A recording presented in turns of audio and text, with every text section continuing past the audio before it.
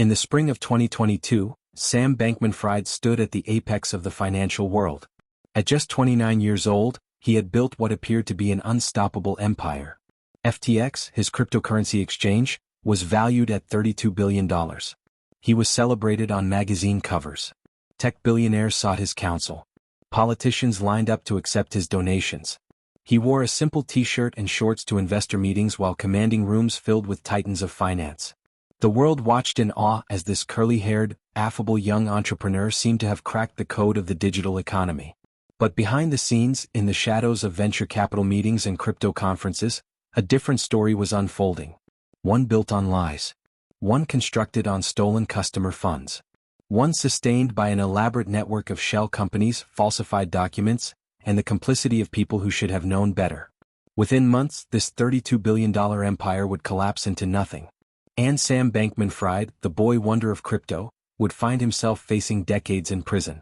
This is the story of how one man, armed with charisma and audacity, defrauded millions of people. How he manipulated investors, regulators, and politicians alike. How he created a financial facade so convincing that even the smartest people in the room believed him. And how the truth, when it finally emerged, shattered not just his empire, but the faith of an entire generation in the institutions that were supposed to protect them. The journey begins years earlier in a world most people had never heard of. The world of cryptocurrency and blockchain technology. It's a world where fortunes are made overnight and lost just as quickly. Where regulation is nearly non-existent. Where promises of decentralization and freedom from traditional banking attract idealists, gamblers, and criminals in equal measure. Sam Bankman-Fried grew up in the San Francisco Bay Area, the son of a law professor and a cryptocurrency enthusiast. He was brilliant. He loved effective altruism, a philosophical movement that encourages people to use evidence and reason to do the most good for the world. He talked about earning to give, about using his wealth to solve humanity's greatest problems.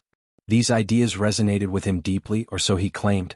By his late 20s, he had decided that crypto was his vehicle to earn vast sums of money that he would eventually donate to effective altruism causes. In 2019, he launched FTX with his longtime friend Gary Wang. The exchange was designed to be the easiest, most user-friendly way for people to trade cryptocurrencies. Unlike other exchanges that were clunky and difficult to navigate, FTX felt modern, sleek, and accessible. It worked. Money poured in. Customers flocked to the platform.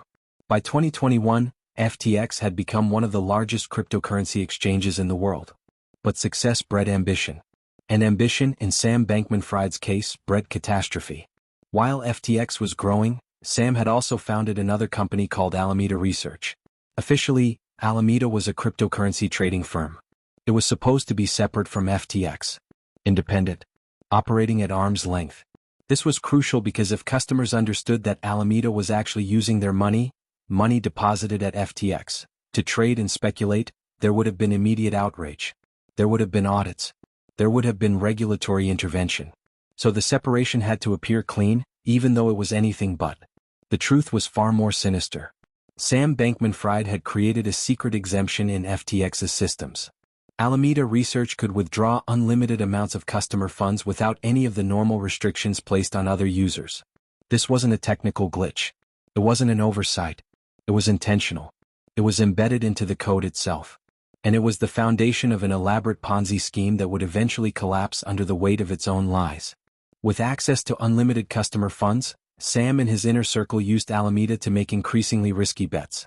They invested in other cryptocurrency projects. They bought real estate. They spent money on political campaigns. They funded venture capital firms. And when these investments didn't work out, when the bets went bad, they simply took more customer money from FTX to cover the losses. It was an endless cycle of fraud, hidden by layers of obfuscation and shell companies designed specifically to confuse and obscure. By 2021, Sam Bankman-Fried had become impossible to ignore. He was on the cover of Forbes. He was interviewed by top journalists. He was invited to testify before Congress. He donated millions of dollars to political campaigns on both sides of the aisle. Democrats received his money. Republicans received his money. Everyone wanted a piece of his generosity. He promised to use his wealth to solve problems, to support causes, to make the world better. And the world, desperate to believe in a new generation of ethical billionaires, embraced him. He became the second largest Democratic donor in 2022, only behind George Soros. Politicians courted him. They attended his parties. They accepted his donations without asking too many questions about where the money came from or how it was earned. The optics were perfect. A young billionaire, serious about effective altruism, using his wealth to support democracy and humanitarian causes. What could be more noble? What could be more inspiring? But the money wasn't his to give. It belonged to the millions of people who had deposited their savings, their retirement funds, their life savings onto FTX, trusting that their money was safe. Instead, it was being stolen, diverted through shell companies, and used for personal enrichment and increasingly desperate gambling bets. The warning signs were everywhere if anyone had bothered to look. FTX's balance sheet made no sense. The accounting was sloppy, confused, and full of red flags that any serious auditor would have caught immediately. But there was no serious auditor. FTX had never undergone a legitimate external audit. The company operated in the shadows of the crypto industry, where regulation was light and oversight was almost non-existent. This was by design. Sam Bankman-Fried and his team knew that any serious scrutiny would unravel their scheme. Inside the company, the culture was strange and unsettling. Sam and his inner circle lived together in a luxury penthouse in the Bahamas. They worked together. They partied together. They made decisions about billions of dollars in customer money while sitting in hot tubs or playing video games. The hierarchy was unclear. Normal corporate governance structures didn't exist. Nobody seemed to know exactly who had authority over what. It was a recipe for disaster, and in fact it was worse than that. It was deliberate chaos, designed to prevent anyone from fully understanding what was actually happening. Gary Wang, Sam's co-founder and longtime friend, had become deeply complicit in the scheme. He had written the code that created the secret exemption for Alameda. He knew exactly what was happening. He could have stopped it. He could have reported it to authorities. But instead he continued, helping to cover it up, helping to move money around, helping to create the illusion of legitimacy around a fundamentally fraudulent operation. Then came 2022. The cryptocurrency market, which had been riding high on speculation and easy money, began to crack. Bitcoin fell. Ethereum fell. The entire digital asset ecosystem went into freefall. As prices collapsed, the risky bets that Alameda had been making started to unravel. Positions that seemed incredibly profitable when the market was surging suddenly became massive liabilities. The losses mounted. They were staggering. They were catastrophic. Under normal circumstances, a company that had made bad bets and lost money would simply declare bankruptcy and shut down operations. But this wasn't a normal company. FTX wasn't a normal exchange. Because FTX's primary asset was customer money. When the bets went bad, when the losses mounted, there was only one place to look for cash to cover those losses. The customer deposits. The money that belonged to millions of people around the world. But by this point, the math didn't work anymore. The hole was too big. There wasn't enough customer money left to cover all the losses. Sam Bankman-Fried and his inner circle faced an impossible choice. They could confess. They could shut down the company and face the consequences. Or they could try to cover it up. They could keep lying, keep moving money around, and hope that the market would turn around and save them. They chose the third option. They chose to double down on the lie. They chose to defraud even more people to cover the losses from previous frauds. In November 2022, everything fell apart. It started with a news story from CoinDesk, a respected cryptocurrency publication. The story revealed that Alameda Research had significant exposure to FTX's own cryptocurrency token, called FTT. This was a massive red flag. Alameda shouldn't have been holding FTX's token. It suggested some kind of unhealthy connection between the trading firm and the exchange. It suggested potential conflicts of interest. It suggested that the accounting might not be what everyone thought it was. Then Changpeng Zhao, the CEO of Binance, the world's largest cryptocurrency exchange and a competitor, announced that his company would be selling its large holdings of FTX's FTT token. This was a devastating blow. When the largest crypto exchange announces it's dumping a token, other holders panic. They want to sell before the price collapses. Demand for the token exploded. Everyone wanted out. The price began to plummet. Sam Bankman-Fried tried to intervene. He reached out to Changpeng Zhao and asked him not to sell. When that didn't work, he tried to arrange a rescue. He promised that FTX would buy Binance holdings at a premium price. It was a last-ditch attempt to prop up the token and buy time to figure out a way to survive the coming crisis. But Changpeng Zhao wasn't interested. On November 8, 2022, Binance announced that it would be selling its holdings of FTX tokens. The game was over. The collapse had begun. Over the next few days, panic spread through the cryptocurrency world. Customers at FTX, suddenly terrified that their money might disappear, rushed to withdraw their funds. It was a classic bank run. Millions of people trying to take their money out at the same time. And FTX, which had been running one of the most elaborate Ponzi schemes in modern history, didn't have the money to give them. The customer deposits had been spent. They had been invested in bad bets. They had been given to political campaigns. They had been used to buy real estate and fund venture capital firms. The money was gone. Within days, FTX announced that it was shutting down operations.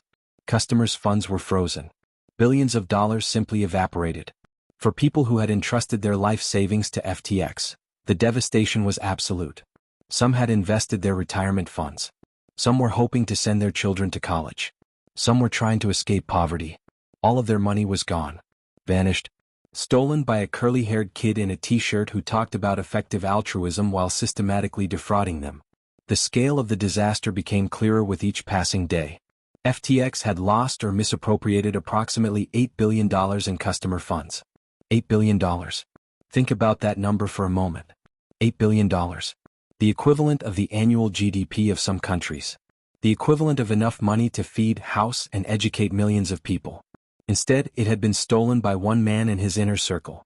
In the immediate aftermath, Sam Bankman-Fried disappeared. He fled to the Bahamas. He stopped responding to messages. He seemed to be planning his escape. But the authorities moved quickly. The FBI began investigating. The SEC launched an inquiry. International agencies started coordinating. There was no place to hide. Within weeks, Sam Bankman-Fried was arrested at a luxury resort in the Bahamas and extradited to the United States to face charges. The charges were staggering. Wire fraud, money laundering, conspiracy, securities fraud, market manipulation. All told, he faced over 100 years in prison if convicted on all counts. The scale of the criminal enterprise had shocked prosecutors. They had never seen anything quite like it before. An entire cryptocurrency exchange, used as a front for a massive theft operation. An entire ecosystem of lies, built on the foundation of stolen money. But the scandal extended far beyond Sam Bankman-Fried himself. His inner circle began to crumble. Gary Wang, his co-founder, took a plea deal. He agreed to cooperate with prosecutors in exchange for a reduced sentence. Caroline Ellison, the CEO of Alameda Research, also took a plea deal. She too agreed to testify against Sam Bankman-Fried. One by one, the members of his inner circle turned against him, providing prosecutors with evidence of the fraud. Text messages, emails, documents, code. Everything that prosecutors needed to build an airtight case. The political implications were staggering. Sam Bankman-Fried had donated millions of dollars to political campaigns. Those donations, it turned out, were made with stolen money. Donations that were supposed to come from his personal wealth were actually customer funds that had been stolen from FTX. This created a bizarre situation where politicians who had accepted donations from him were essentially accepting stolen money. Some of them donated the money back to charities. Others tried to distance themselves from him as quickly as possible. But the damage to their credibility was already done. How could they claim to care about protecting consumers when they had accepted millions of dollars from someone engaged in such an elaborate fraud? Venture capitalists who had invested in FTX faced their own reckoning. They had bet billions of dollars on Sam Bankman-Fried, betting that he was the next Steve Jobs or Elon Musk. They had been completely wrong. Their due diligence had been non-existent. They had been seduced by his charisma and his promises. They had been blinded by the prospect of astronomical returns. And now, billions of dollars of their investors' money was gone. Their reputation in the industry was in tatters. The effective altruism community, which Sam had claimed to represent, was thrown into turmoil. He had used the philosophy as a justification for his actions. He had claimed that he was earning to give, that he would eventually donate his wealth to effective altruism causes. He had used it as cover for his fraud. Now, the entire movement was tainted by association. Effective altruism became synonymous with deception and fraud in the eyes of many people. Organizations that had accepted money from Sam Bankman-Fried faced calls for investigation. Was the money they received actually donated by him, or was it stolen from FTX customers? The question hung over every donation he had ever made. The trial was intense. Sam Bankman-Fried maintained his innocence. He claimed that he didn't understand what was happening at his own company. He claimed that he had been so focused on the big picture that he had neglected the details. He claimed that he had trusted his team to handle the accounting. It was an absurd defense. He had written the code that created the secret exemption for Alameda. He had received messages documenting the theft. He had personally authorized major transactions. But he insisted that he was innocent. The jury didn't believe him. On November 3, 2023, almost exactly 1 year after the initial CoinDesk article that triggered the collapse, Sam Bankman-Fried was convicted on all counts. Guilty of wire fraud. Guilty of money laundering. Guilty of conspiracy. Guilty of using customer funds to enrich himself and his inner circle. But the impact of the fraud extended far beyond Sam Bankman-Fried himself. It had destroyed the dreams and devastated the lives of millions of people. There were stories that came out in the aftermath that were absolutely heartbreaking. A teacher who had invested in FTX and lost her entire retirement savings. A young entrepreneur who had invested money he had been saving for years to start a business. Elderly investors who had trusted that their money would be safe in a reputable exchange. All of them were ruined. All of them had lost everything. One man, a customer of FTX, had invested in the exchange and watched his money disappear overnight. He had been planning to use those funds to pay for his daughter's college education. Now she wouldn't be able to go to school. His dreams for his family's future had been destroyed. Multiply that story by millions, and you begin to understand the true cost of Sam Bankman-Fried's fraud. The bankruptcy process has been ongoing ever since. Creditors have been trying to recover as much money as possible. In some cases, customers have received partial reimbursements. In many cases, they have received nothing. The money is simply gone. Distributed to venture capital firms, given to political campaigns, spent on luxury real estate and expensive jewelry. The math doesn't work out. There isn't enough recovered to reimburse everyone who was defrauded. Looking back at the entire saga, the most disturbing element is how easily it could have been prevented. FTX was operating in plain sight. It was a major cryptocurrency exchange that was handling billions of dollars in customer funds. It should have been audited. It should have been regulated. It should have been subject to basic due diligence and oversight. Instead, it was allowed to operate with almost no scrutiny. Part of the responsibility lies with regulators who failed to do their jobs. The SEC and other agencies knew that cryptocurrency exchanges were handling billions of dollars in customer funds. They should have imposed strict regulations. They should have required audits. They should have mandated insurance for customer deposits. Instead, they allowed the industry to police itself. They allowed companies to make up their own rules. And when fraud inevitably occurred, they were caught flat-footed, scrambling to respond to a crisis they should have seen coming from miles away. Part of the responsibility lies with venture capitalists who invested billions of dollars in FTX without doing basic due diligence. They should have asked hard questions. They should have insisted on audits. They should have hired third-party firms to examine the company's finances. Instead, they were seduced by the prospect of huge returns. They were caught up in the cryptocurrency boom. They wanted to be part of the next big thing. Their greed blinded them to the obvious red flags that were waving in front of their faces. Part of the responsibility lies with the media, which had fawned over Sam Bankman-Fried and treated him as a visionary genius without asking difficult questions.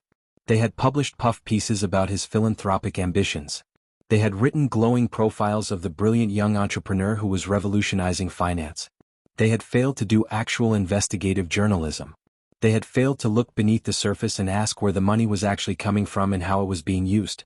And part of the responsibility lies with the cryptocurrency industry itself, which had created an environment where fraud was not only possible but profitable. The lack of regulation.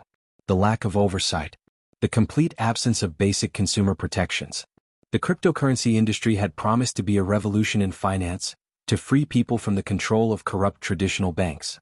Instead, it had created an environment where someone like Sam Bankman-Fried could steal billions of dollars from ordinary people with almost no consequences until the very end. The crypto industry's defenders tried to argue that this was an isolated incident. That Sam Bankman-Fried was a bad actor in an otherwise legitimate ecosystem. But the truth is more complicated. FTX was perhaps the most egregious example of fraud in the cryptocurrency space, but it was far from the only one. There have been countless other schemes. Countless other frauds. Countless other thefts. BitConnect. OneCoin. Terra Luna. The list goes on and on. Each new fraud is slightly different, but the pattern is always the same. Money disappears. Customers are ruined. The perpetrators try to escape. And regulators scramble to respond after the fact. What happened at FTX is a story about power. It's a story about how one man, armed with intelligence, charisma, and the right connections, was able to manipulate an entire ecosystem. How he was able to steal billions of dollars while being celebrated as a visionary. How he was able to gain access to the highest levels of political power while running a Ponzi scheme. It's a story about how the systems that are supposed to protect ordinary people from fraud had completely failed. It's also a story about greed. About how ambition can spiral into criminality. Sam Bankman-Fried had built a legitimate cryptocurrency exchange that was making him incredibly wealthy. He could have stopped there. He could have been satisfied with his success. But he wasn't. He wanted more. He wanted to be richer. He wanted to be more powerful. He wanted to have more influence. So he kept taking. He kept lying. He kept stealing. Until eventually the whole thing came crashing down. The human cost of the FTX fraud is still being felt. The bankruptcy process is ongoing. Creditors are still trying to recover money. Customers are still dealing with the trauma of having their savings stolen. Employees of FTX, many of whom had been promised massive salaries and stock options that would make them wealthy, found themselves out of work with nothing to show for their labor except broken promises. Some of them had believed in the mission. They thought they were building the future of finance. Instead, they were unknowingly helping to perpetrate one of the largest frauds in financial history. In the end, Sam Bankman-Fried was sentenced to over 100 years in prison. It was a symbolic sentence reflecting the magnitude of his crimes. He will likely spend the rest of his life behind bars. But that doesn't bring back the money that was stolen. It doesn't restore the dreams that were destroyed. It doesn't undo the lives that were ruined. It's cold comfort to the millions of people who lost everything. The story of the FTX collapse is a warning. It's a warning about the dangers of unregulated industries. It's a warning about the power of charisma and the human tendency to believe what we want to believe. It's a warning about the importance of skepticism and due diligence. It's a warning that even the most intelligent people can be fooled if they aren't careful. And it's a warning that when we abandon oversight and regulation in the name of innovation and progress, we create the conditions for exactly this kind of fraud. The cryptocurrency industry has learned some lessons from the FTX collapse. Exchanges now have to maintain certain minimum capital reserves. There are calls for stricter regulation. There's a renewed emphasis on security and consumer protection. But many of the fundamental problems remain. The industry is still largely unregulated compared to traditional finance. Oversight is still minimal. Consumer protections are still inadequate. And somewhere, right now, someone is probably working on the next elaborate fraud. The next scheme to steal billions from ordinary people.